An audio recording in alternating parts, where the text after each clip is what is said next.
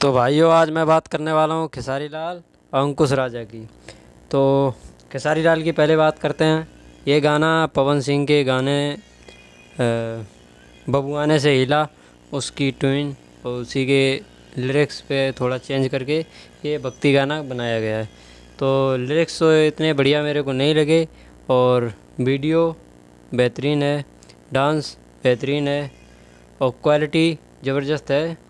और इसमें साथ में डिम्पल सिंह हैं, उनका भी बढ़िया लग रहा है जो भी है। और ज़्यादातर मुझे लिरिक्स थोड़े गड़बड़ लगे हैं। वैसे तो ये गाना बढ़िया है, और ये आया हुआ है ग्लोबल म्यूजिक जंक्शन से। आप लोग जाइए और सुनिए, ढेर सारा प्यार दीजिए। और ट्रेंडिंग में भी ये तीसरे नंबर पर चल रहा है म्यूजिक सेक्शन में, तो आप लोग जाइए और सुनिए। तो अब मैं बात करने वाला हूँ अंकुश राजा का। गाना आया है सोना आस मेहरिया। तो ये गाना इतना गजब का है, क्योंकि अभी गाना तो नहीं आया है, टीजर आया हुआ है, अभी मैंने देखा था तो मैंने कहा आप लोगों को बता देते हैं। इतना गजब का गाना है, इसमें फॉरेन लड़की भी है और इंडियन है। तो आप लोग जाएंगे तो मज़ा आ जाएगा।